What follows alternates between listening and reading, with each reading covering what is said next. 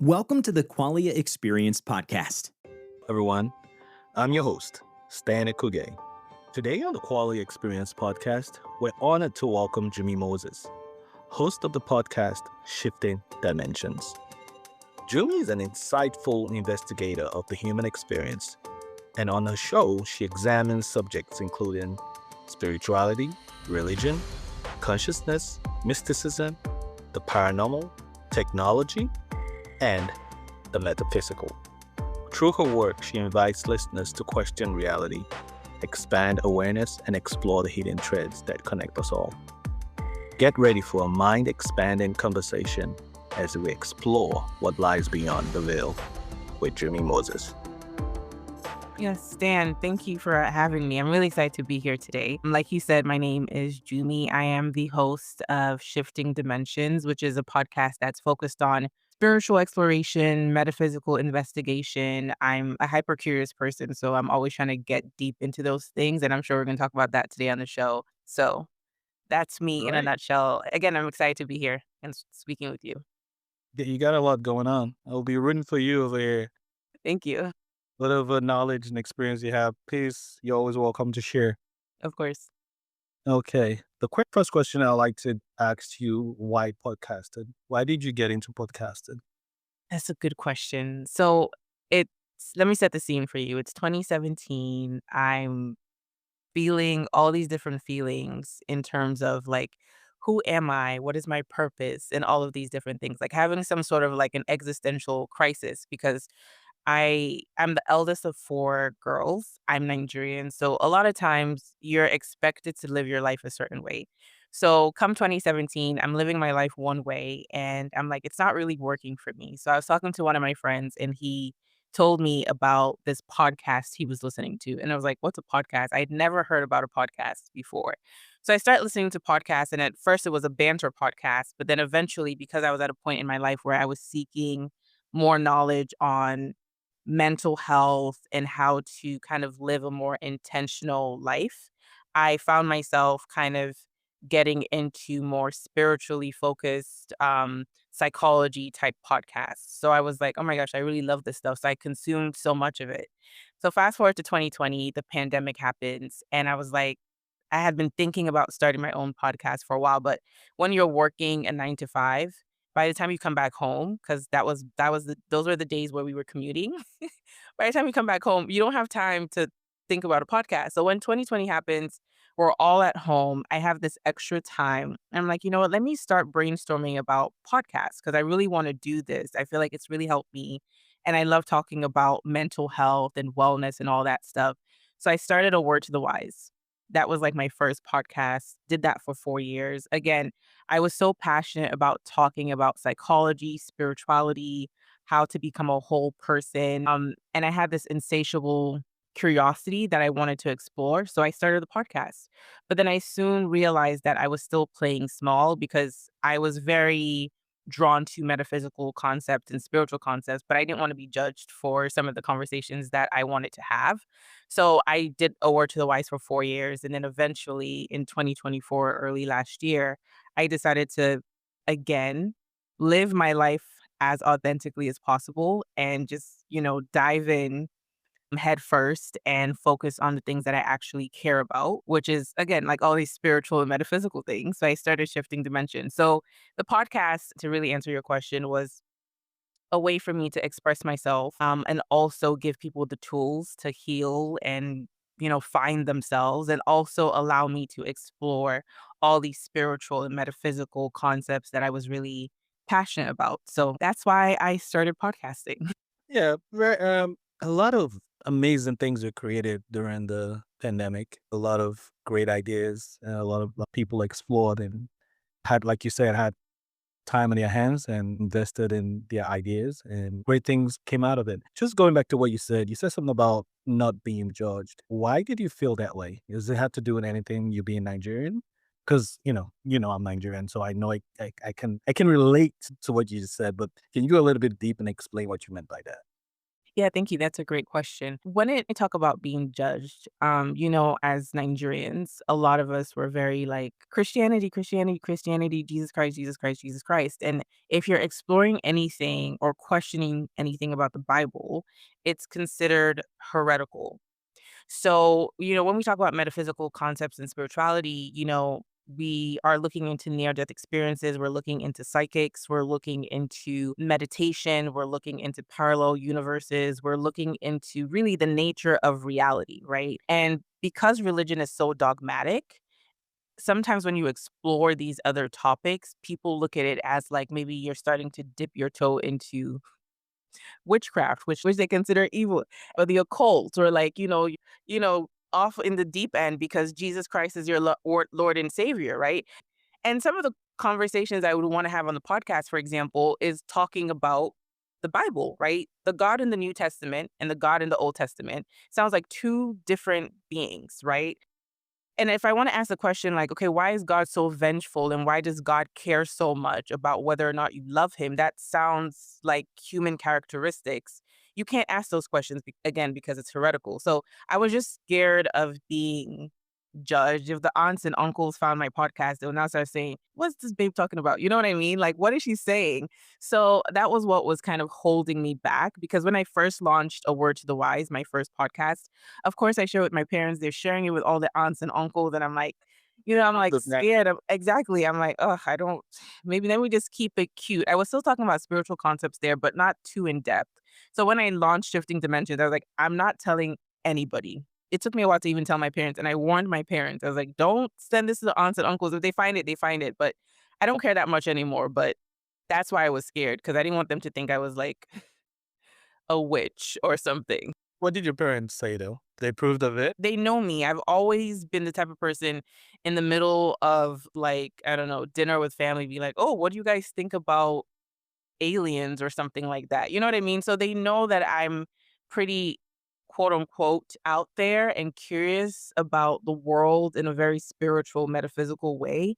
So me starting Shifting Dimensions, I mean, it was really on brand. And I remember my mom saying, because I was telling her, I was like, "Oh, mommy, I didn't really want to tell you because I didn't want to be judged. I didn't want to be discouraged. This was something I need to do for myself." And she said, "Jumi, if people listen to your podcast, if those aunties and uncles listen to your podcast and they don't like it, that's their business. Like, not everybody's gonna like what you have to say, but you have to be true to yourself." You know what I mean? Now, do I think she listens to all my podcasts? I don't know if she would still have that same opinion if she listened to every single podcast, but she's encouraging, so they accept the work that I'm doing because, and if they didn't, doesn't matter. I'm grown. I have to do what makes sense for me. Yeah. Are they come from a very religious background? So, well, my parents were devout Catholics. They are still devout Catholics, but they're not super dogmatic. So I never grew up in one of those like Nigerian Christian households that were super dogmatic. So I think that's why I also have this level of freedom as well to kind of do what I need to do. And my parents are like, okay, whatever. My parents are just they're chill. They're Christian, but they're chill. They're laid A back. chill Christian. Yeah, they're the chill Christians. Okay. Let's go on and ask you the second question I have for you, which is what do you think is the importance of exploring the unknown, and why are we so curious and quick to make assumptions about the unknown? Why do you think humans have this craving? So, do you think it's an innate quest we have in us? Were we born with it, or is this something that we grew to be curious about? I love that question. I think there was like the first part of your question was like, why do you think it's important to be curious? Yeah. I think it's important to be curious because that's how you learn, right? That's how you evolve. That's how you expand your heart and your mind. So you can't be so one dimensional in your thought. It's important to get different perspectives because as human beings, we're unique in the way we look, in the way we think, in our culture. So, of course, the world is also unique in the way, I guess, reality manifests itself and spirituality manifests itself in different cultures, right? So, it's important to be curious and have an open mind because the more you know, first of all, the less you know, but the more you know, the more you learn about yourself and others. And then also, why do I think humanity has always been curious about the other side and God and spirituality and all that stuff? I think it's because we know and I think we can sense innately that we're spiritual beings having a human experience. We have a very spiritually rich life and existence, even though a lot of us don't recognize it, especially in our sleeping world, in our dream state. We're constantly dreaming and having all these different things come up in our subconscious or conscious mind as we sleep. That's not of this realm because when you sleep, the dream state does not mimic the waking world. You know what I mean? So I think we know that innately. And I think for a while, actually, we strayed away from that path, right? We were at a point for a very, very long time where we were so focused on the materialistic way of looking at things in the world. And now we're at an age where we're kind of going back and looking at the metaphysical and the spiritual elements of what it means to be a human being and kind of moving away from this materialist worldview and perspective. That's a great answer. I've never really thought of it that way, looking it through the lens of dreams, because it's pretty true that, I mean, you're not physically there in your dreams, but subconsciously. So, yeah, that's a great insight. To add to that question, what is the importance of challenging your beliefs just like you did as a kid when you were growing up? Yeah, that's another great question. So I think we all know that when we're born, we're kind of indoctrinated into a system, right? So I was born a Christian. I didn't choose that for myself. And a lot of times, You're born into Christianity. yes, born into Christianity, exactly. Did I not don't think choose you were. I don't think you were born a Christian. exactly. No, Thank you for you didn't come in baptized. that is a good point. Thank you for saying that. Did you?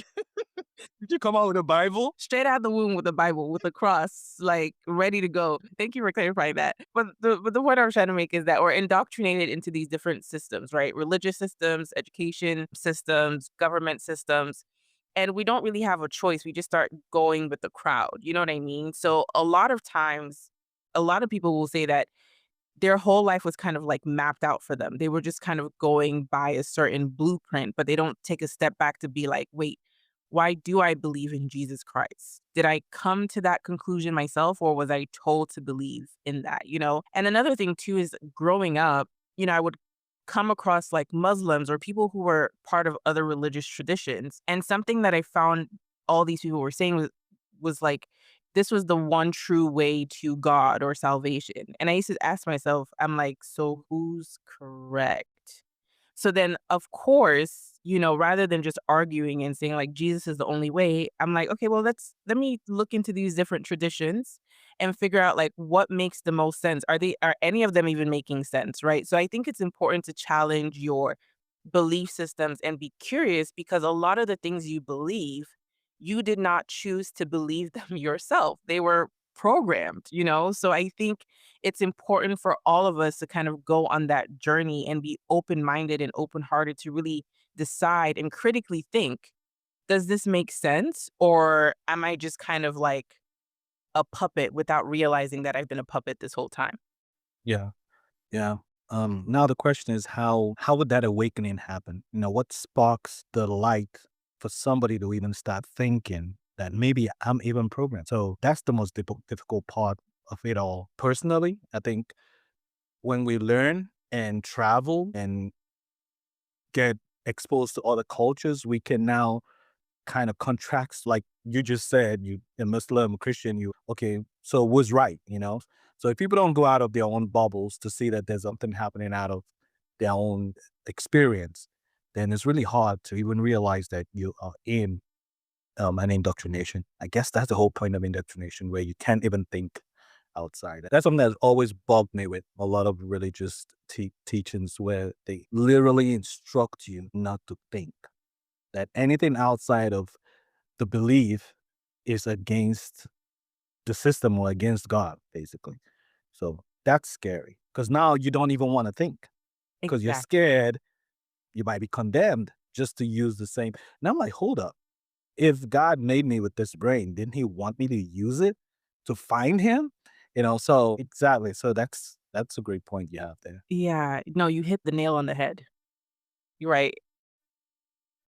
the point that you made about like a lot of these systems, like let's focus on religion, Yeah. they teach you to not think. They discourage a lot of times critical thinking or questioning things, right? Not everyone does that, right? There are lots of people in Christianity that welcome questioning and, getting to a place where you feel comfortable with the word of God, etc. But ultimately, the general culture, overarching culture, a lot of times is to not question things. Like you're not encouraged to think for yourself, or you would be considered heretical. I mean, back in the day, when Christianity was becoming more and more prolific, if you went against certain teachings, you were killed for that, right? So it's very scary to think differently. But, to touch on something else that you said, like what ignites that spark, what gets people to start thinking? I think, first of all, you have to just be open minded in general and be curious. I think religion serves as a safety net for a lot of people because it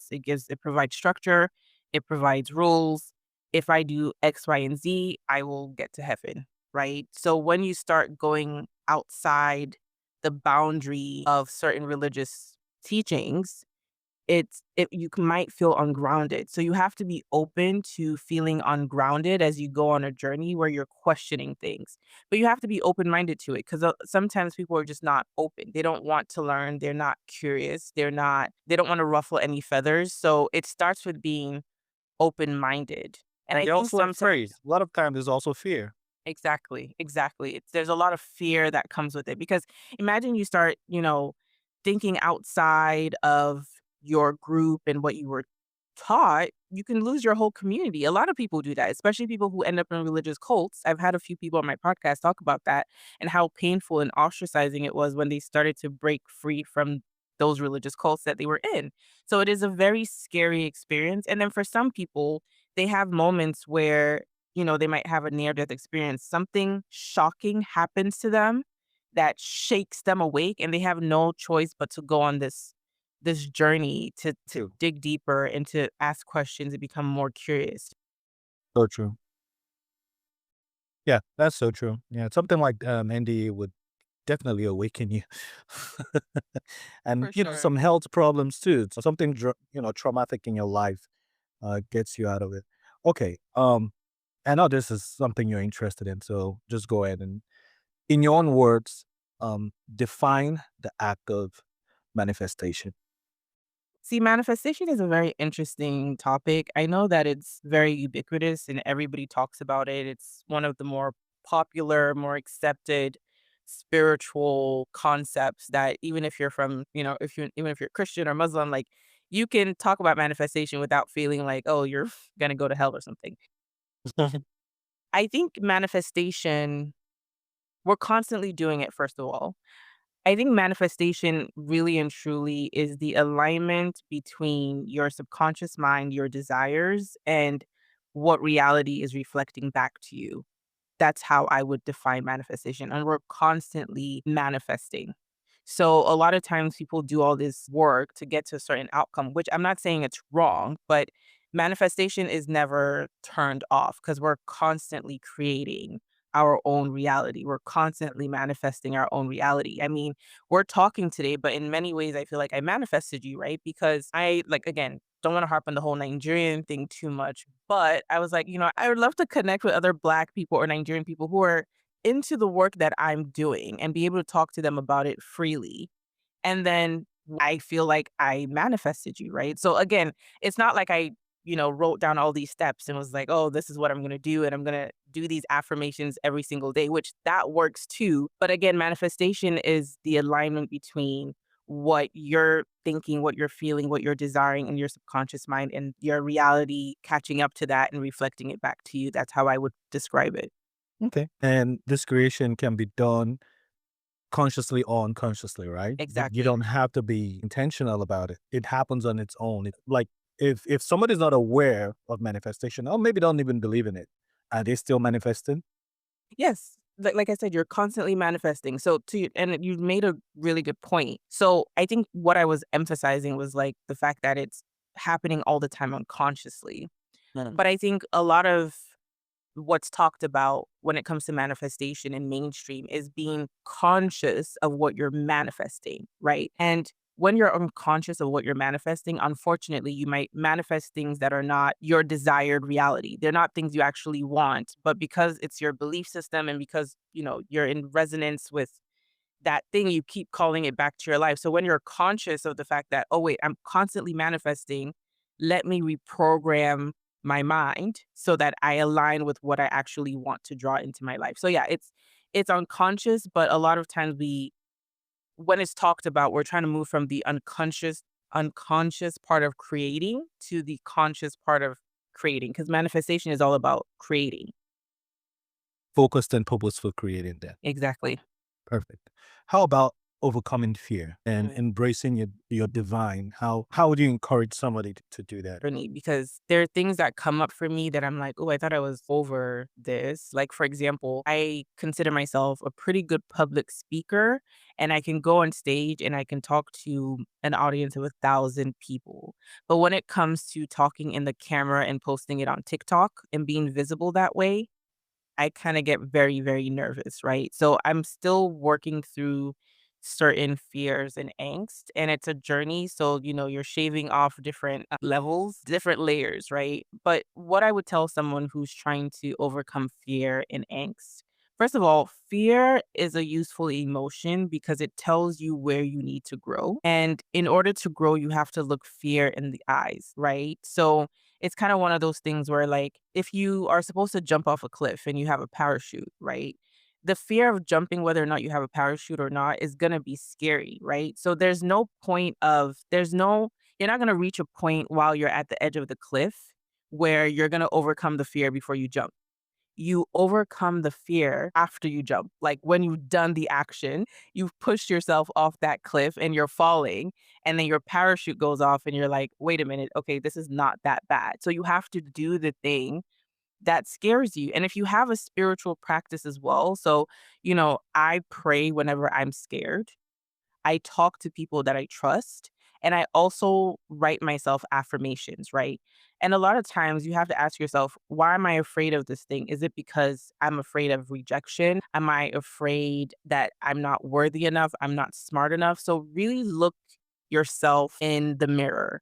It has to do a lot with shadow work. And I don't know if you've heard that concept before, I've Stan. heard it, but not really explored it that much. Yeah, so I would just say shadow work is the practice of looking at the darker parts of your personality. And the darker parts of your personality doesn't mean like the bad parts or the parts that you should be ashamed of, but the parts that there's a lot of work that you have to do around there, like whether it's addiction, whether it's shame, it's just a part of you and they're And you influencing don't you. desire Yeah, aspect you're not. Okay. exactly. So it's just the shadow parts of you, the parts of you that you put in a closet that nobody else sees, but you're constantly interacting with, right? It's just looking at those parts and healing them. And the more you heal them, the more you can kind of elevate to a state where you're not as afraid. And the thing is, like, you can't completely get rid of fear. I think what starts to overshadow fear is courage, right? And just trusting in yourself, believing in yourself, and having self sovereignty. So the more you know yourself, the less afraid you will be when you step into whatever space you're trying to step into. The second part was an embracing your divine, the divine within you. Yes. What is that? How does that work? Is it your spiritual nature, your beloved in you? What does the divine within you mean, and how do you embrace it? Yeah. So I think the divine in you, yeah, we could look at it as a situation of like, embracing the spark within you, the love within you, the compassion within you. But I think the most important thing about embracing your divine nature is embracing your authenticity. So, like I said, a lot of times we're born and we're indoctrinated into all of these different systems.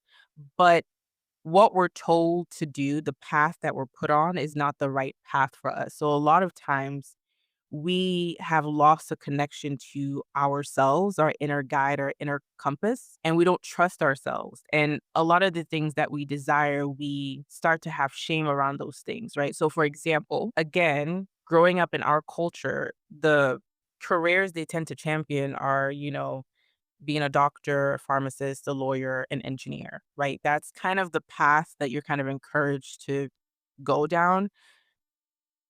But I was interested in psychology, right? I felt like I had a natural talent and affinity towards psychology, but that was discouraged and I didn't push back on it. Again, I was in high school, so a lot younger and all that stuff. But the point I'm trying to make is I spent several years after that lost trying to find my way. So I wasn't tied to my inner compass, and that's part of our divinity. So the more authentic you are, the more you lean into the things that light you up, that are in direct resonance with who you are as a human being, the more you connect to your divine nature. And connecting to your divine nature is not just being authentic, but it's accepting yourself for who you are, accepting what you like. You know what I mean? I'm not saying don't hold yourself accountable. Those are two different things. What I'm trying to say is, like, the more authentic you are and the more you allow yourself to go down a journey where you discover who you are, the more you connect with that divine nature and divine essence within you because you come back in resonance with your inner compass, your inner light, your inner divinity. I like that. Maybe I'll reach out to you to learn how to do shadow work. My favorite questions. I ask this to every guest I have on the podcast, and I'm gonna ask you: Mhm. what is consciousness, in your words, and what does it mean to you? So I think we have individual consciousness and then we have collective consciousness. So I'm going to focus on individual consciousness. And I think consciousness, there are different levels, different dimensions to consciousness. And the consciousness that I'm talking about is that divine consciousness, that divine knowing of who you really are. And who you are is not just a human being in this suit, right? In this body, right? In this avatar. You're a spiritual being having a human experience. And I believe that consciousness is where that knowing is housed, right? And essentially, how I would describe consciousness kind of ties back into reconnecting with our inner divinity, right? And I think consciousness is that divine knowing that we all have that's not necessarily housed within our body. It's not necessarily housed within the brain that we can come in contact with, we can be in direct resonance with. But consciousness is just that, like, I guess, all knowing part of who we are as spiritual beings that understands that we are just passing through this reality, this existence, right? And the more conscious and the more awake we are, the more we realize that this is just, in essence, a holographic universe. This is not all that there is, right? Consciousness is what wakes us up. It's sort of like, thinking about the Matrix, right? When Neo, I think he's the main character. I haven't watched the What? whole You haven't series. watched all those men? Yeah, I know. I should because that's right up my alley. But I watched the first movie, which is really good, right? So it's kind of like when I don't know if he took the red or the blue pill. Whatever pill woke him out of that matrix, I feel like that is what is consciousness. It's like waking up and realizing, like, wait a minute, all of this is not what it appears to be. So it's just that next level of knowing, but from like a spiritual metaphysical sense. Like an awareness. Yes. Deep, deep, deep awareness. It's one of the best I've heard on the podcast. It's I hope you're not just saying that. no, it is. It's kind of went a little bit deep with it. I mean, I've had scientists on, so they have a different way of looking at it. It's more evidential, but I like the way you put it. In a more metaphysical way. So this is right up your alley. You're the NDE specialist, so I'm gonna ask you. I don't know about all that. I mean, you had tons of folks on your podcast. I watched a couple of them, a lot of them, and it's really fascinating the stories they come back with. I don't know how I feel about it. I'm still on the fence on NDEs. I Hmm. Why? think it's all brain. I think it's all something that we produce in our minds or in our brains when we're dying. I think it's a chemical reaction. I don't know. I can't say fully that's what it is. There's no way you can tell. But it seems to me like all we've taken in when we were alive. I mean, they didn't die, but when they were active and alive, the brain kinds of the chemical imbalance of you dying or the shortage of whatever to your brain makes you hallucinate. But that's just like I said, I don't agree on. I'm not fully into the concept and I'm not out. But I don't know. I'm in the I don't know zone. So you dug in, you've explored it a lot, and maybe you pull me over. Let me go ahead and ask you, what's your take on it? Please tell us about the most intriguing story you've heard on your show.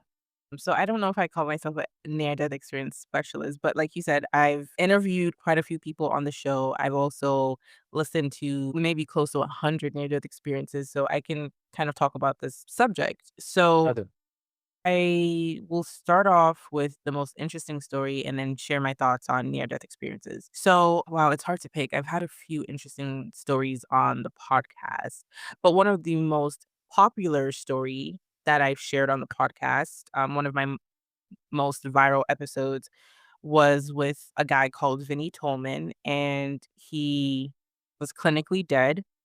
He actually ended up, he died because he took a supplement right before working out, but he took a dose that was way higher than he was supposed to take. It was a supplement that was shipped over from Asia, I think somewhere in Thailand. Don't quote me. But him and his friend ended up taking way too much. They didn't realize it was concentrated. So his friend and him had a reaction. He actually died. His friend did not die. So while he was going to the hospital, when, he passed out on the bathroom floor, they got him as they were taking him over to the hospital. He died in the ambulance. And one of the paramedics there, the reason why he's still alive today was even though he was dead, this paramedic just felt deep within him that they should still try to revive him as much as possible. But while all of that was happening, of course, Vinny left his body because he was clinically dead. And he went over to the other side and he was met with a guide. And during his experience, he had a life review, which is very common in near death experiences. But what was cool about his story was that he received 10 guiding principles of how people should live their lives here on earth. And some of those principles included being authentic, speaking the truth, really standard, but still very profound things that he got from the other side. And it really, really changed his life because prior to his near death experience, he was just kind of going with the crowd. He was hanging out with people that were not aligned with him. So after this experience, he completely changed his life. So that was a very, very, very interesting experience. And I'll share another one. That I had a doctor on the show who was also a pretty devout Christian. And a lot of times doctors tend to be very like scientific. They're looking at the data. You can't really quantify near death experience. But this doctor, he died and he went over to the other side. And when he was on the other side, he could hear people praying for him. And he saw a particular saint. And he found out after he came back to his body that that saint, I think, was tied to Notre Dame in some way. And his wife had gathered a bunch of people to go to a chapel and pray to that particular saint to bring him back. So it was connected in that way. So I've, had so many How did he different. die? So he had pneumonia. It was really, really, really bad. And it took him about 6+ months to recover. It was Wow. really, really bad. Yeah. So long story short, so those are some of the conversations that I've had around near death experiences. A lot of the things people see their life review, how they've been living their life. Sometimes they're told, hey, it's not your time. They see loved ones on the other side. A lot of them bring back insights. A lot of them also bring back psychic abilities. I don't know if they're bringing it back or maybe it was dormant before they passed away, but now that they had that near death experience, they've come back into their body, their psychic abilities are heightened. That was the case for Vinnie Tolman, the guy who brought back the 10 principles, right? They become more psychic and more attuned to the other side. So, those stories are very fascinating. And what do I think about near death experiences? So, my thoughts about near death experiences have kind of changed over the years. I do believe that they are a real thing because a lot of these people are clinically dead, right? Meaning that there's no sign of life or brain activity, heart function, nothing. And so these people are considered clinically dead, right? So they leave their body and for some reason they're like kind of brought back to life, right? Maybe they're resuscitated in a way and their consciousness or their spirit, reunites with their body because it's not really time for them to go. And I think the reason why so many people are having these experiences is because we're at a stage, like I said earlier, where we're waking up to the fact that we're spiritual beings having a human experience, right? So people keep talking about evidence and looking at data, but this is data. You know what I mean? So many people are having the same experience to let us know that there's something beyond. This is not just speculation. There is something beyond. Now, do I, to your point about like, okay, maybe there are chemicals in the brain that are making them hallucinate. So I don't necessarily think that there are chemicals in the brain that are making them hallucinate, but I do think that we create our own reality. And that goes beyond the brain, right? Because again, we're talking about consciousness, what we believe. So a lot of people who are really religious, who have near death experiences, for example, will go to the other side. And if they're Christian, they'll see Jesus. If they're Muslim, they'll see Muhammad because it was such an extreme belief that they had while in their human body.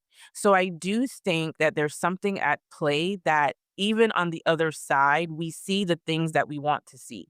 Do you get what I'm trying to say? Now, I don't necessarily think that that's connected to the brain. However, with that, with me saying all of that, I think that near death experiences, again, are evidence that there's something there on the other side, right? That there's something beyond this. Now, whatever that thing is, nobody really knows, right? Because people have so many different experiences. And a lot of people say it's love and light and all the amazing things. Some people have also had near death experiences where they found themselves in hell. And then some people will say hell does not exist. So there are so many different things that come back that make me realize that a lot of times when people are having these near death experiences, they're seeing things that their subconscious wants them to see, but it might not necessarily be the whole truth of what's actually going on the other side. I hope all of that made sense because Yeah. there's a lot there. Oh yeah, it does make sense. I'll just play devil's advocate and give a little bit of pushback. You said Okay. something about them seeing what they believed in before the death, before their experience. Okay, if it was really another dimension which we don't have any, which we're not creating in our heads, or we're not having some chemical imbalance or whatever. If it's not from the dysfunction of the accident or the sickness, why do they see different prophets? Why is a Christian seeing Jesus and the Muslim seeing Muhammad or any other religion seeing their leader? Why don't they just see something central, something that would be a denominator? You see what I'm saying? Because Yeah. if you see what you believe in, it kind of points to the fact that you are the one creating it. Your mind is hallucinating the same thing that you have believed all your life. Yeah. So, sometimes when you're dealing the other, with other dimensions, right? Spiritual realms, things can shapeshift and take on different forms to bring comfort to people, right? So again, we're talking to people who've had near death experiences and have been fortunate enough to come back and tell us what they saw. So if it's written in the stars that they're supposed to come back, but they're having this experience, then of course, as a Christian, you see Muhammad, you can't really relate to that. Do you get what I'm trying to say? So I've been diving really deep into David Icke's work. A lot of people call him a conspiracy theorist. He's written many books about the nature of reality, reincarnation, near death experiences, and how everything works. And he postulates that there's evidence around this too that he's gathered that a lot of times, you know, this might be really out there. I'm still wrapping my head around it. But the idea is that um it kind certain parts of spirit. You're safe on this podcast. Okay, okay. So, and I don't want to butcher his thoughts or what he's put together, but essentially what I gathered from looking into his work is that, the way these realms work sometimes, they kind of work like AI, right? They're kind of algorithmic. So when you go on your TikTok, you see certain content that you can resonate with, right? Most of my TikTok are people that look like me, most of the time and talking about the things that I'm interested in because that's what my algorithm is giving to me because I'm interacting with videos a certain way. So when people have near death experiences, because of how they've lived their life, of course, the algorithm on the other side is going to present to them what they're familiar with. You get what I'm trying to say? So again, it's like me going up there and seeing your grandmother. I didn't have a relationship with your grandmother here on earth. My spirit is not going to be in resonance with your grandmother, right? And sorry, I don't know if your grandmother's still Oh, alive. no, no. No, she's big pan. So it's Okay. kind of like that. And again, it's, these things become harder to kind of explain. And I'm not necessarily an expert here. I'm just kind of talking about some of the Honestly, things. I don't think my grandmother would be annoyed either. So I know. Your grandma's like, what do I have to do with this conversation? She's like, who's this girl calling my name? Um, Or but it's, she's chilling and having fun. The other side, she's pretty okay with it. I'm sure she's not bothered. yeah. But essentially, the point I'm trying to make here is that, there's some thoughts around the fact that a lot of people who have near death experiences are interfacing with some sort of like metaphysical AI. You know what I mean? Because a lot of people will say that the things that are manifested in this world didn't just come they're not just from this world, right? Like they kind of start off, on the spiritual plane. Some people have said that Earth is kind of like a mock version of like heaven or another dimension, right? And this is kind of like a photocopy of it. You know what I mean? So, when you think about that perspective of AI and how it works and all these different algorithms, that you could say like somebody who passes away and sees their relative or sees the religious, I guess, figure that they resonate with is because like that's their own personal spiritual algorithm, if that makes any sense. Doesn't mean it's wrong. And the more that I look into these things, the more I realize it doesn't really matter who the person is coming in contact with. It's more about the message that they're receiving. Because I'm fascinated and curious about, okay, what's the real nature of reality? What is the other side like? So I pay attention more to that rather than the people that they're connecting with, because whether you connect with Jesus or Muhammad, whoever, or Confucius, whoever you want to connect with, that's not the point for me. It's the message that comes from that wasn't even meant to Oh, be a joke. Julie, I'm Fuchsia's. I know, right? But yeah, that's my spiel, and I could, talk about this for like an hour because it's very fascinating. Yeah. But that's kind of where currently that's how I'm looking at the whole near death experience and potentially what could be at play. But I do differ with you when it comes to like the brain hallucinating, because I think because a lot of these people are clinically dead and they're seeing, some people will die, a lot of people will die and see what's going on around them. So that guy Vinny Tolman, when I told you the paramedic who was like, "Okay, I know this guy said they said that this guy was dead, but I think we should try to resuscitate him one more time." That was not him hallucinating in his mind. That was a real thing that was happening that he was witnessing because he was a spirit. He wasn't bounded by the body, so he was able to see and hear and feel everything that was going on around him. Yeah. I mean, you won me over one step. So I'll do a Good. little bit I'm more happy. investigate. A little more investigate. I'm still on the fence, but you've moved me to your side a little bit. One thing you said that I've heard before was the comfort thing. I think that makes a lot of sense. I think whatever's on the other side would want to make it comfortable coming across.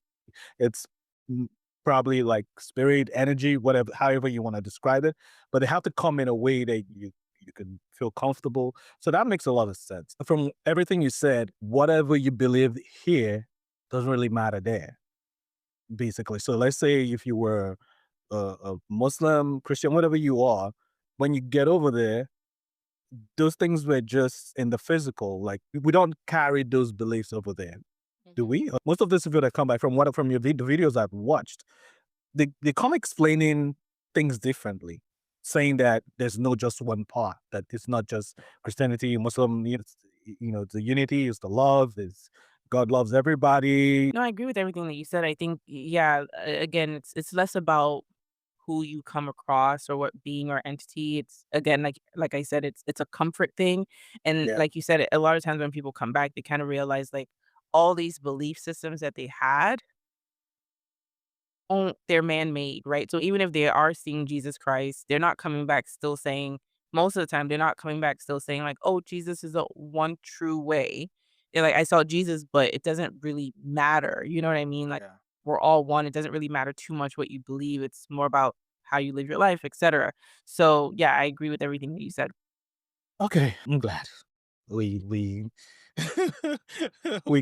we got to an agreement.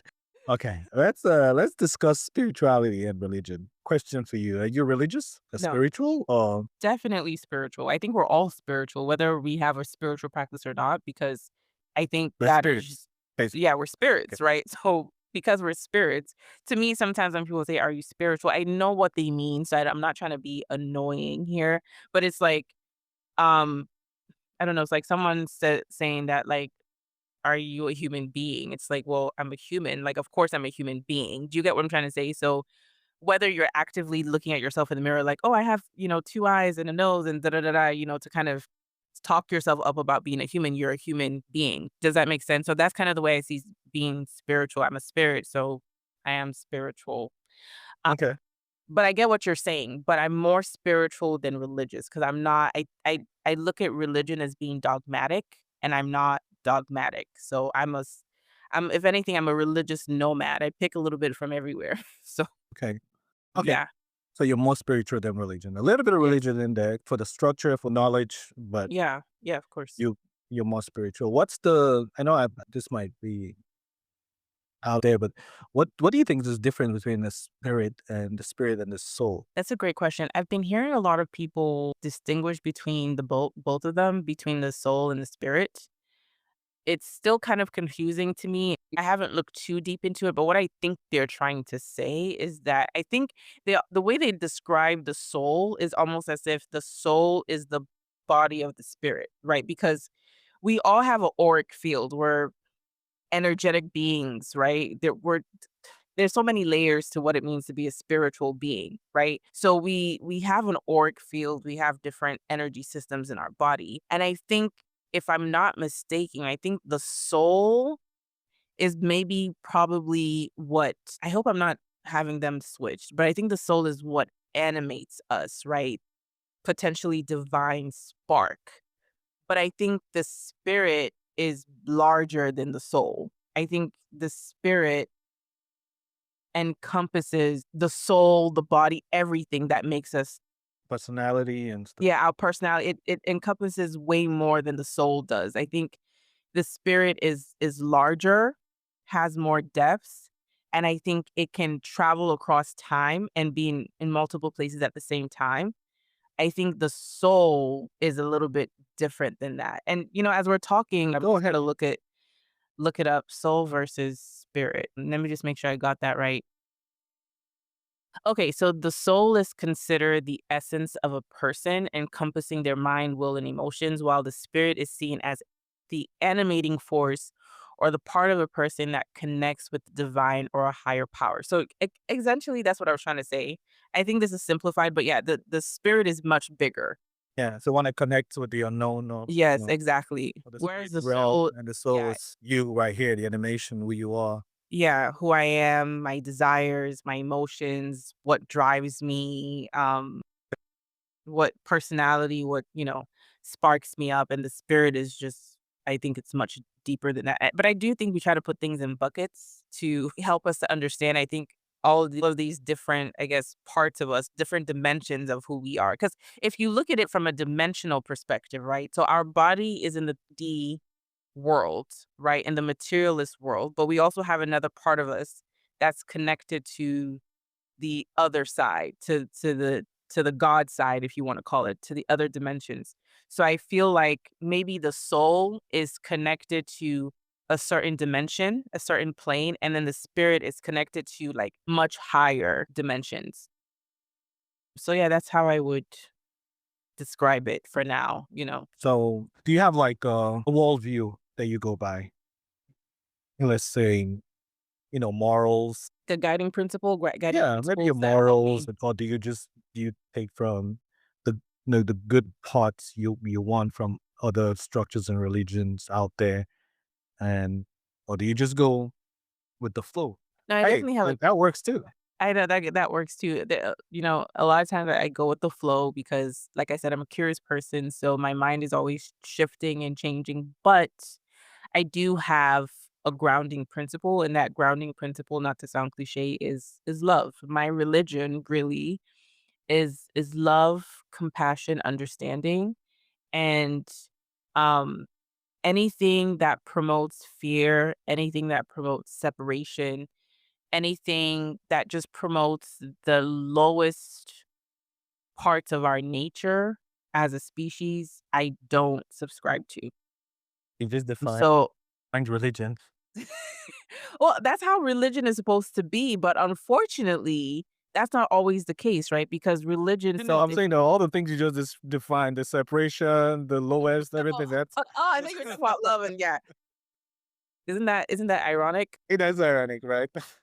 But it's interesting because I don't inherently think religion is a bad thing, and I think there's so many people who are very devout in their religion, who are very kind, loving people. But of course, I think, again, religion is so dogmatic and puts people in a box. So while someone who's very loving, who's a Christian, can love someone who's different from them, they might still think that person is going to hell, but they might still love them. You know what I mean? So it's kind of like a little weird. I know. That's the difficult part about religion, the dogmatism.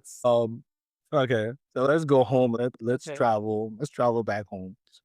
What's your opinion on what happened to Africa, the spirituality and our worship system from the past, ancestors and all the beliefs It that they makes me had? so, yeah, I think it makes me so angry when I think about it sometimes because I feel like, yes, while we are all one, I think there are layers, there are different buckets, and there are different levels to all of these things that we're talking about here. So I'm gonna try as best as possible to articulate what I'm trying to say.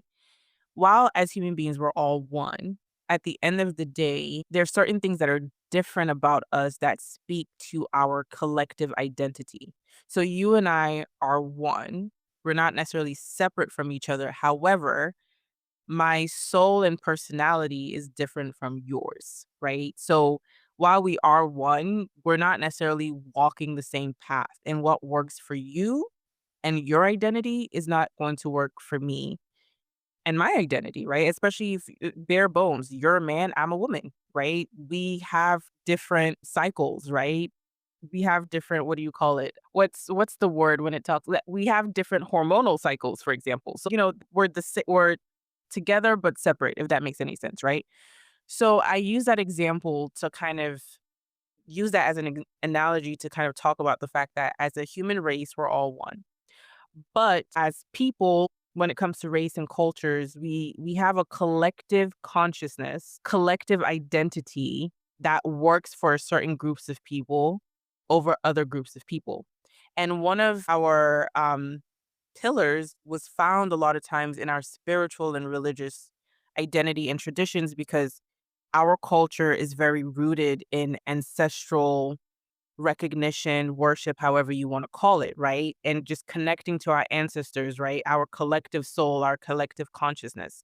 So I feel like because African religious traditions and spirituality have become so demonized, a lot of Black and African people, there's a almost spiritual psychosis because we're disconnected from what feeds our collective identity as spiritual beings, as Black African people, if that makes any sense. So I think we're at a point now where people are waking up and realizing, like, wait a minute, why were we told these traditions and spiritual practices were evil? Are they really evil? And then with any spiritual practice, there's good and bad. It depends on who's using it. Do you get what I'm trying to say? So I think there's a call to go back to our roots and try to figure out, like, wait a minute. You know what I mean? Like, I've been going a certain way. So, for example, another analogy, so people understand it, as a Black person, I have a particular hair texture, right? So I need certain hair products to help feed and grow my hair, my crown.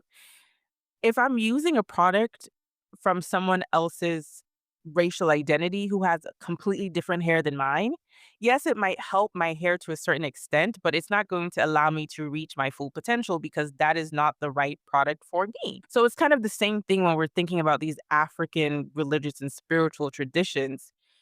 Because it was taken away from us, a lot of us were kind of lost on a spiritual level. And again, I'm excited that we're going back there, but it is a journey because a lot of people still consider these practices evil, demonic, and are not willing to kind of learn about the heritage and why it's important for us as Black African people to really understand our religious and spiritual practices, because I think on a collective level, it will just help us kind of advance better in society.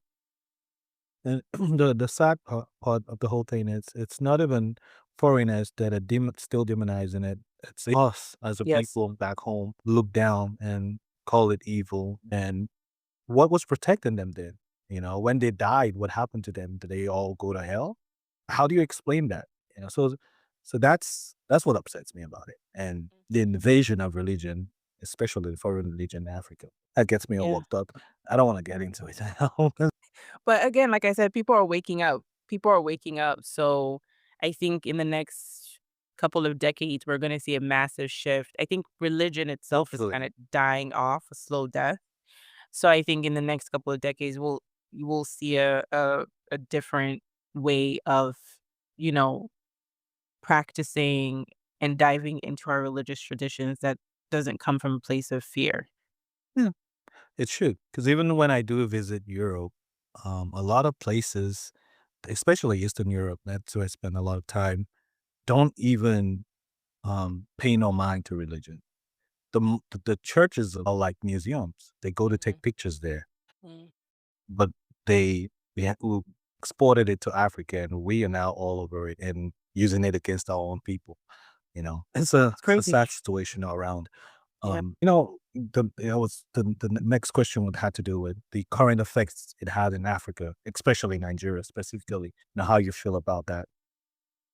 So I think religion, in many ways, especially in Nigeria, has kept a lot of people stuck because religion, with religion, there's this promise of like, if you pray hard enough, you can get yourself out of poverty and you can pray yourself into a better life, right? So, in many ways, it's keeping, and that's not the only reason why Nigeria is the way it is right now, unfortunately, and I'm not trying to say that whatsoever, but I do think it plays a role in how people think about power structures and the government and the way society is, right? You see a lot of people who are living below poverty, the poverty line, giving tithes at church, praying, doing all that they can because they're trying to get a better life, but that's not really the way, that's not the way to a better life. Oh no, economy doesn't work that way.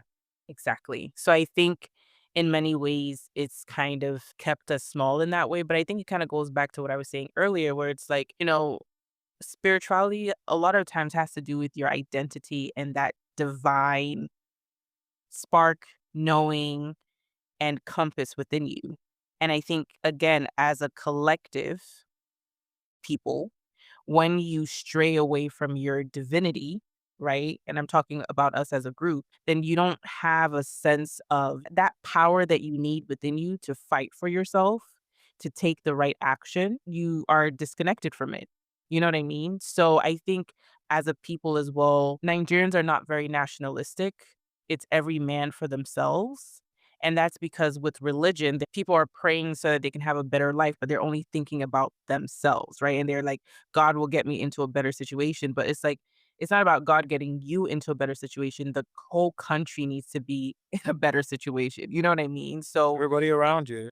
yeah, exactly. So I think religion keeps people very like focused on themselves individually rather than thinking about the collective and being more nationalistic and thinking about, okay, how can we make this country better? Again, I'm not saying that's the only reason. I know No, that it's there's not. so many things Of course, yeah. at It is play, a big but part of it. It's a very big part of yeah, it, but it's not the only it's part. not the only reason, yeah, but it's definitely a big part of it. And like when you think about the North versus the South, the North, it's, they're mostly Muslims over there, and it's completely different in terms of just how they live their life and what they consider appropriate versus not appropriate. They're really against like Western ideologies, you know what I mean? So, again, religion is a dividing force. And when religion becomes a dividing force within a country, there isn't that nationalistic pride to come together as a people to elevate, you know? So that's kind of what I think the effects are currently.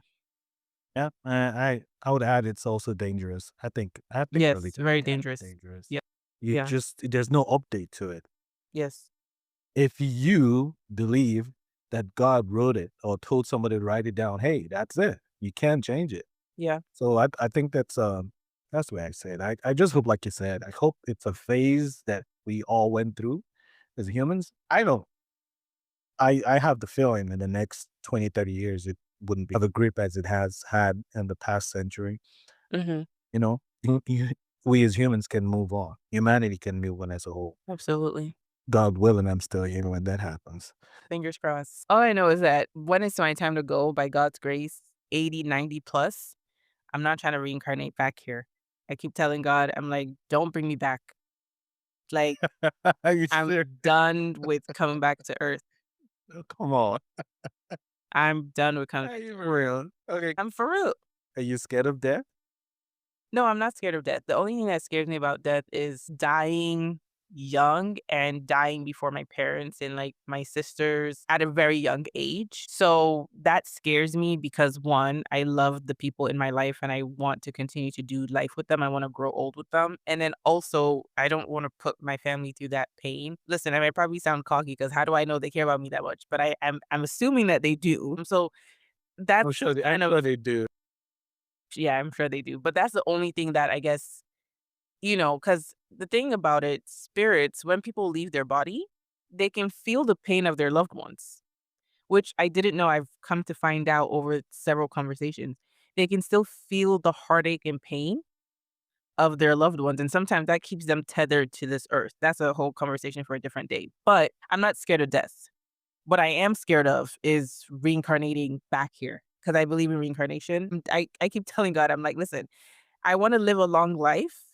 Don't make me die before 90, right? But when I die, let me go in peace. Like I don't want to come back here and do all these games. You know what I No, you mean?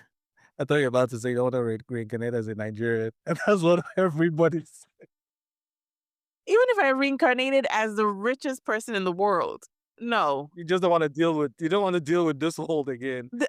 Like people fighting, wars, killings, And now it's all like I mean, there's lots of love in the world, and I try to focus on that because if you watch the news, you're gonna be sucked into all of the negativity. And I think there's more positive in the world than negative, but the news only focuses on negative, of course. But being a human being is so you're so it's so overrated and like you're yeah, I don't know, there's no freedom. Like you're kind of I love my body, right? But it's like because I'm aware I'm a spirit, if I could just think of somewhere and just be there if I was a spirit. But as a body, as a human being, I have to book a plane ticket, I have to get on a plane. Now I'm being silly, but I'm done with the that politics I of mean, I what it get what you're means. saying, yeah. Yeah, I'm done with the politics of what it means to be a human being. My time here up until I'm 90 plus by God's grace is to spread as much love as possible, open people's minds, and then what that's going to be my life's work, my vocation. There's nothing else, like, why am I coming back? Like, what else do you want me to do? I'm just gonna focus on the assignment that I'm on in this lifetime and then wrap it up. Maybe go to a different planet. A planet that's all love, So no wars. so basically your message to God is I don't want to come back here, but don't take me now till I'm 90. I know, yeah, don't take me now. I have to put that I'm like, "Do not take me now. Don't take, because 'cause we're gonna fight. Yeah, don't take me now. It's like Don't take me now." I'm still enjoying life, like I'm with you on that one. yeah, yeah. I don't wanna be reincarnated back, but I'm enjoying life right now. I'm enjoying this conversation. I'm Not living bad. life. I don't want to come back. Yeah, I'm having a good time, you know? I'm having a great time, but I don't need to come back for a part 2. I don't need to run it back. What if you asked for it? What if you're the one that asked to be here? Yeah, that's what people say that there's so many different thoughts about reincarnation where it's like because of karma, we have like 25,000 cycles that we have to come back and do until we learn certain lessons. I used to believe that, but now I keep going down a rabbit hole. I think that's BS. I don't because we talk about free will. So why wouldn't I have free will as a spirit? You get what I'm trying to say? So That's what I just said. You have free will. You chose it. but oh, so you're saying You what if I wanted to come back? come. What if Yeah. I come back and I don't realize that I chose it now that I'm a human being? Yeah. You Well, wanted to. You wanted I'm telling my What if you spirit went now. back and you're like, wow, I didn't know it was that fun. I want to go back. No, no, no. I'm telling my spirit now right? Because when you come here, your memory is wiped, isn't it? I'm telling my spirit now that, listen, don't bring me back here. I'll send you a link. I forgot his name. He talked about it, about the fact that when it's easy and when it's all love and all this that you're asking for, at a point you get bored of it. If you always love, you get bored of it and you say, okay, I want some suffering. I just want to experience suffering a little bit. And you ask for it and you come and then you hate the suffering when you're here. But when you die, you're like, whoa, that was a great experience. I've known love all my existence. Let me push it a little bit more. Let me be a very poor person when I go back. Let Hmm. me suffer a little bit more because to you as a spirit, this is like a dream. You just come and go. Yeah. But as humans, it's 90 years is so long. But maybe over there, when you go back, it's like 2 hours of sleep. And you're like, wow, that was amazing. So like I suffered, I went through all this test. I'm now, whatever over there, maybe a general now, and they move you they move Yes. you move you around or something. So hey, you never know, right? And You I'm ready never to be know. bored. I'm ready to be bored. You're Like, it's enough. I'm ready to be bored. And my life is really good. Like, as a human being, even if I was born into a super rich family, part of living in this existence, you're going to be faced with adversity for sure. And like, you learn from adversity. So I get that. And sometimes when you go through it, it sharpens you. It really makes you a stronger person. But I don't wanna be one of God's strongest soldiers. I'm naturally a happy person, so I always see the silver lining in most things. In the grand scheme of things, knock on wood, I would say that I've lived a pretty good life, right? Like, the adversity I faced, like maybe trying to find myself, feeling insecure in certain parts of my life, feeling kinda sad. But when I look at my life holistically, I'm like, "Okay, I have people that love me. I love what I'm doing. I try to be as positive and happy as possible. So a lot of times I think I'm in a pretty happy resonance. But I just think that like in the same breath, and I'm saying that because again, people have lived much worse lives than I do. It's not like I grew up in a war zone. You know what I mean? The way I'm talking, you would think I grew up in a war zone and I'm like, I'm done with no, Earth. not at all. But I just think that I personally don't want to reincarnate. This is probably not even my first life. This is the last thing I'll say. I think this whole idea of, "Oh, we have to come back," at least that's where I stand right now, this whole idea of, like, with reincarnation, we have to come back to learn certain lessons, and we can only learn the lessons by going through hardship. I think that's a way of programming us to come back. You know how I said that when you have a near-death experience, you see what you expect to see? So if you're told here, "Oh, you have to come back," then even though you've left your body, like, you're still connected to that belief system, so you do come back, but you don't have to. I'll leave it there. We That's a Yeah, Pandora's let's leave it box. there. Yeah, let's leave it there. I personally am not scared of death. I'm just worried how it would happen. I think the same thing what you said, right? Mhm. Yeah, I don't want to, God forbid, be in a car accident and I'm, Yeah, God forbid. paralyzed and I'm like in a coma for 10 years, making people suffer. No, No, no. that's the only thing that worries me. The act itself, it's part of why we're here. That is normal. Look into parallel universe. Watch a lot of documentaries on it, read about topics on multiverse, the concept. I don't know how familiar you are with the parallel universe, the block universe. What's your take on this? On various theories on what we could be in. Maybe a simulation. What do you think? Yeah, I literally love this topic, and I actually have a very fascinating story for you and your audience. Oh, can't wait. So, I had a woman on the show who believes, and I believe her too because as she was talking about her story, I got goosebumps all over my body, but, like, goosebumps kind of like an intuitive confirmation. But long story short, she believes that she came from a parallel universe. So here's the story. So one night, she's 23 years old. She goes to bed with her partner. Her two kids are in bed. I think they were 2 and 3 at the time. And she sleeps. And while she's sleeping, she starts to dream. And in the dream, she's in her mother's bedroom. It's dark. She's 10 years old. And it's, one of those nights before it's time to go to school, right? So she kind of sleeps. She wakes up in the dream and she sees her sister, her 16-year-old sister, getting ready for school. And she's so excited to see her sister because her sister died, right? So she's like, "Oh my gosh," she's dreaming about her sister. She hugs her sister and all that stuff. So her sister's like, "Get off of me." So her mom comes into the room and she's like, "It's time for you to get ready for school." So she's thinking, wow, this dream is really long. Okay, whatever, I'm dreaming. So she puts on her clothes and everything. She gets ready for school. She goes to school. She comes back and she's thinking to herself, why haven't I woken up? This is a very, very long dream. My kids are probably hungry right now. Like, why am I still sleeping? This is a very long dream. So that happens, but the gag is she doesn't wake up. The next day comes, she's going to school. She's like, "What's going on?" So, again, like I said at the beginning, she was just 23. She went to bed, kissed her kids goodnight, and she was with her partner. Now she's in a reality that she thought she was dreaming, where she's 10 years old with her sister, who she, in the first reality, had already died, right? And a lot of the things she had lived before were happening to her again, right? Like the people she would meet, she knew who they would be to her, right? If she met someone for the first time in this new reality, kind of reliving her life, she could tell, like, okay, this person is going to be my friend. This person is going to be the father of my kids. And unfortunately, she knew as time went on, she started to forget certain details, but she knew her sister was going to die. She doesn't remember how it happened. Long story short, her sister did end up dying again, and she couldn't stop it. They tried to stop it, but she couldn't stop it. So I say all that to say, right?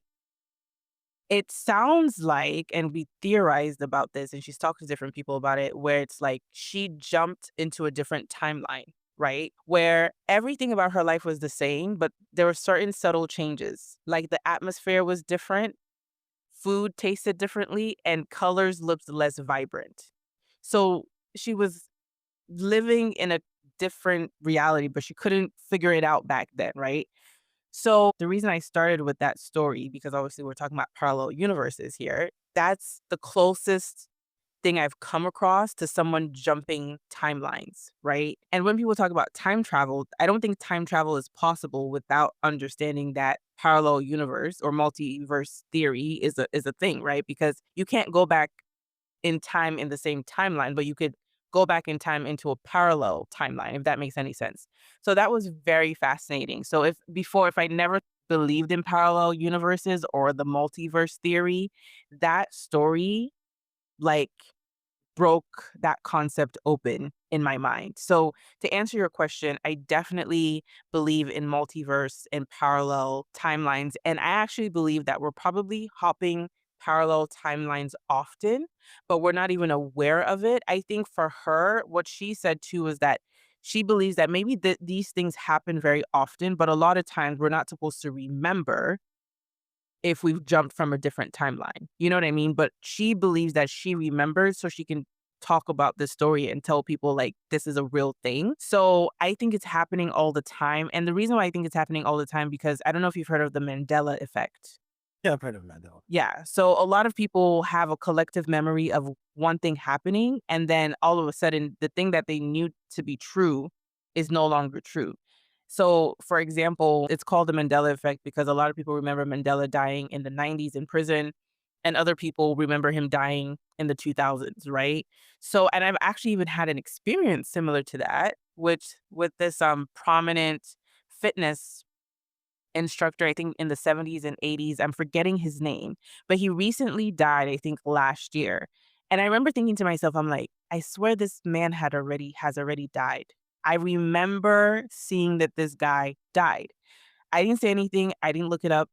TikTok, I go on TikTok a day later. So many people are making videos like, wait, this guy has already died. Like people were commenting like, oh wait, so I'm not crazy. So it's hard to pinpoint because someone could just say, it's a false memory, and I'm sure that could be a thing sometimes, but, these things happen, so I definitely believe in parallel universes and multiverse theory, but I think when you jump a timeline, it's such a subtle difference that you don't even realize that you jumped that timeline, you know what I mean? I have another example for you. This woman, her husband had prostate cancer, so when he was diagnosed, she's very into the spiritual and metaphysical. without any medical intervention. First of all, she denied that that was part of their reality. Without any medical intervention, he was healed. Like they did a couple tests a couple months later, and there was no sighting of this cancer, right? So one of her theories outside of maybe getting remote healing is that they've probably shifted into a timeline where he's not sick, right? Like that's not something he was in resonance with. So I think again, I think it's happening often, but where most people are not aware of it because if you were aware of every single time you were changing lanes, you'll probably go crazy, probably go into psychosis, right? So that's one thing. And in terms of time, so I don't think time is linear. Everything is happening all at the same time. So my younger self, my current self, and my older self are all existing at the same time. So going back to that woman's example where she jumped timelines, but she was 10 years old, I think that goes into the time is not linear. You know what I mean? So because time is not linear and then you put parallel universes on top of it, then you can access different versions of you at any age because everything's happening at the same time.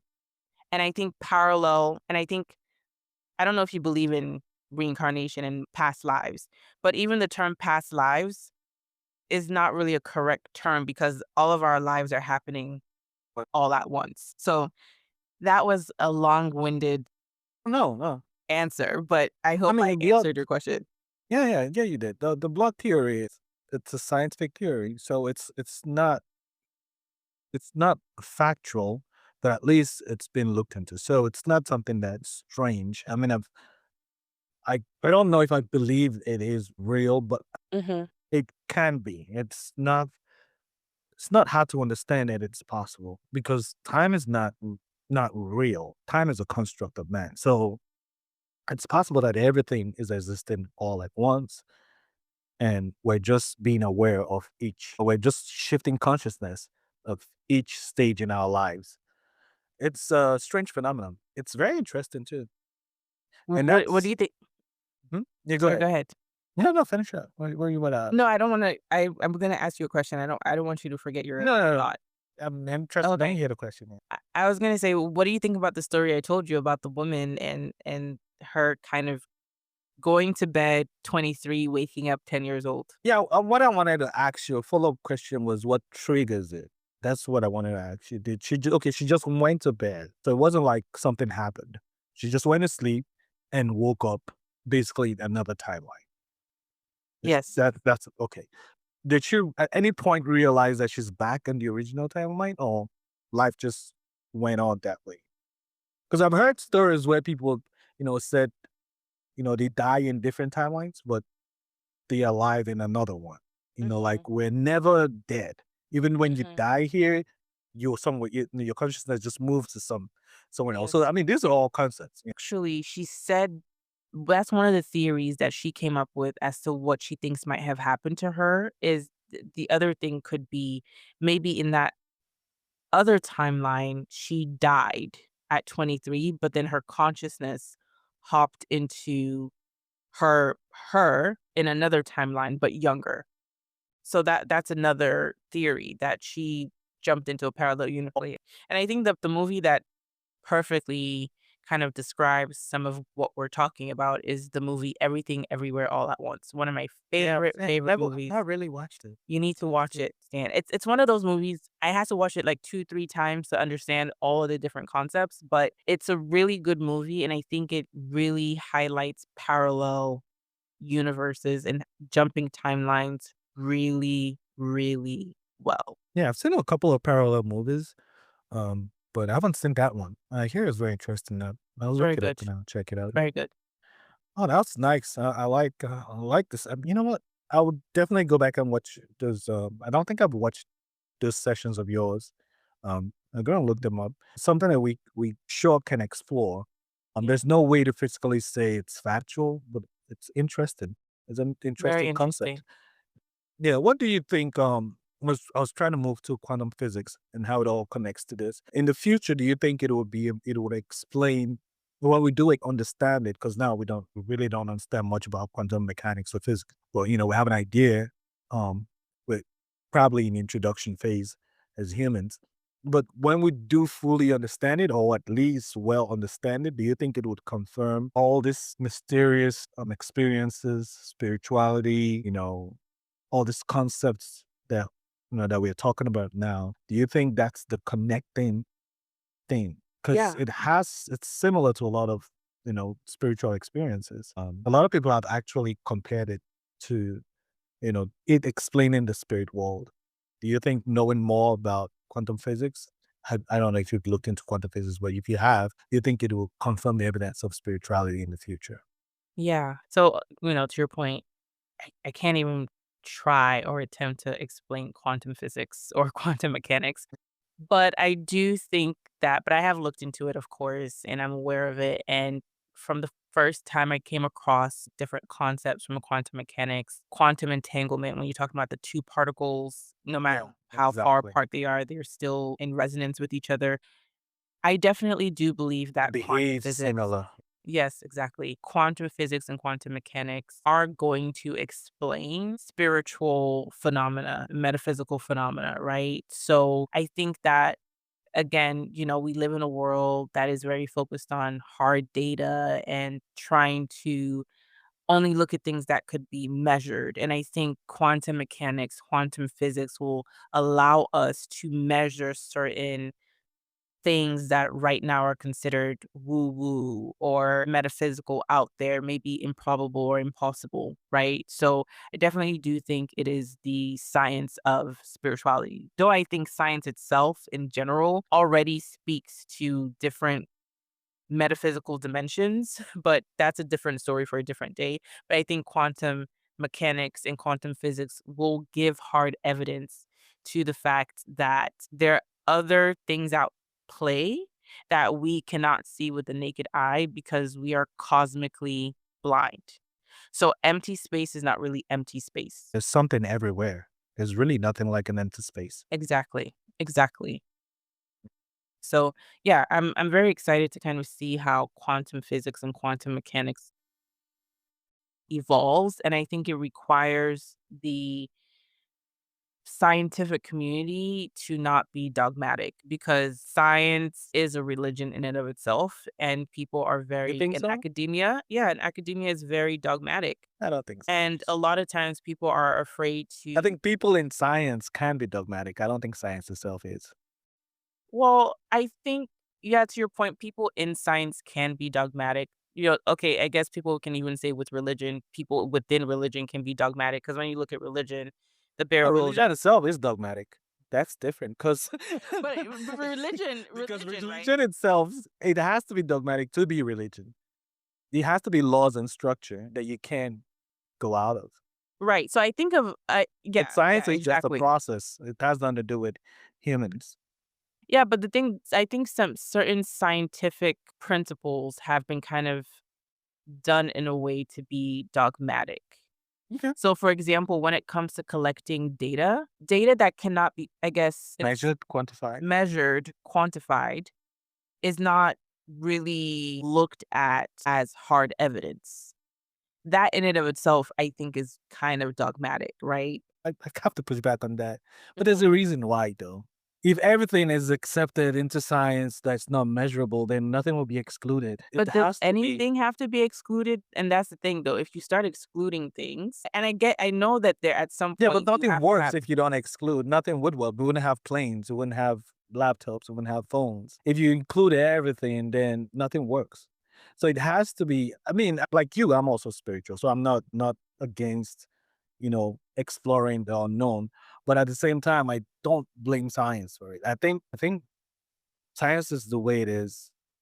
And the people in science, like you said, might have some dogmatic views. That I don't argue with that because there are scientists who go against other scientists and stuff like that. So there are some people who will do wrong science, bad science, definitely. But science itself as a process, I think is the best humans have ever come up with.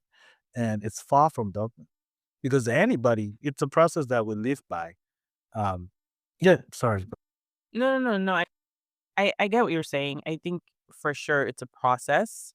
And, to your point with religion, they exclude things because if you start taking too many things in, um, then it becomes convoluted. But I think exclusion itself, right? Because I think, yes, you can go down a rabbit hole and say, this doesn't make sense and decide to focus on what makes sense. But to not even consider it, and I think the academic scientific community sometimes they can be pretty specific about what they're not willing to consider, or even if they consider it, the people who are trying to consider it have to consider it in the shadows because that could tie into their credibility as a scientist, right? But Because at some point, they're sorry, go ahead. restricted as scientists. So it's not, you can't include it because you want to include it. The description of science is, I think it has to be measured, repeated, falsifiable.